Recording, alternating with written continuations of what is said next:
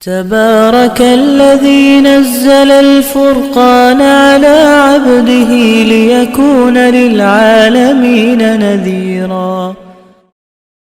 بسم اللہ الرحمن الرحیم۔ یہ گوشت کی تقسیم کے حوالے سے ایک بہت اہم مسئلہ ہے جس سے ہمارے بہت سے مسلمان بھائی جو ہے ناواقف ہوتے ہیں۔ آج کی ویڈیو کے اندر اسی مسئلے کی وضاح جو ہے مقصود ہے۔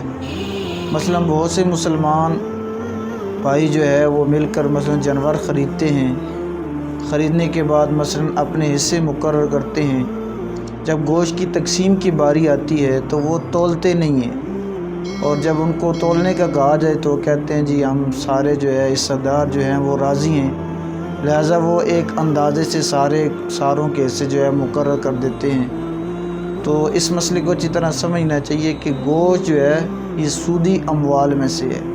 کچھ چیزیں آپ صلی اللہ علیہ وسلم نے گن کر بتائی ہیں کہ اگر یہ چیزیں ان کے اندر کمی زیادتی ہوگی تو یہ سود لازم آئے گا۔ ان میں سے ایک گوشت بھی ہے۔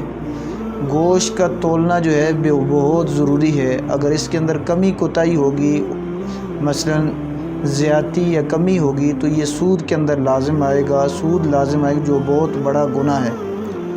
اب اس کے دلائل کیا ہیں؟ تو جب دلائل دیں گے تو ویڈیو ہماری لمبی ہو جائے گی۔ البتہ آپ حضرات جو ہے علماء کی بات پر اعتماد رکھا کریں۔ علماء ویسے کوئی مسئلہ نہیں بتاتے ہیں، پوری تحقیق کے ساتھ آپ حضرات کے سامنے مسئلہ لایا جاتا ہے۔ تو گوشت کی تقسیم کے حوالے سے یہ مسئلہ ہے کہ گوشت کو تولنا چاہیے، اس کے اندر اگر کمی زیادتی ہوگی تو یہ سود لازم آئے گا، جو بہت بڑا گناہ ہے۔ البتہ اس دقت سے بچنے کے لیے علماء نے ایک طریقہ بیان کیا ہے کہ سود سے بچا جائے۔ تو اس کے لیے طریقہ یہ ہے کہ کلیجی جو ہے یہ گوشت کی جنس میں سے نہیں ہے، یہ الگ جنس ہے۔ تو اس سود سے بچنے کے لیے علماء نے فرمایا کہ پہلے کلیجی کو تھوڑا تھوڑا کاٹ دیا جائے، ساتوں حصوں کے اندر جو ہے تھوڑی تھوڑی کلیجی ڈال دی جائے، تاکہ اگر کسی حصے کے اندر کوئی کمی کوتاہی ہوئی، یعنی کمی زیادتی اگر گوشت کے اندر ہوئی، تو وہ جو ہے سود سے پھر الگ استثناء ہو جائے گا۔ اس کی مثال ایسی ہے جیسے آپ کے پاس 1000 روپیہ ہے، آپ اگر کسی بھائی کو جو ہے 1000 روپے کے بدلے 1001 روپیہ وصول کریں گے تو یہ 1 روپیہ سود ہوگا۔ لیکن اگر اسی 1000 کے ساتھ جو ہے ایک ٹافی رکھ دیں، ایک ٹافی اس کے بدلے دے دیں، تو یہ آپ سود سے بچ سکتے ہیں۔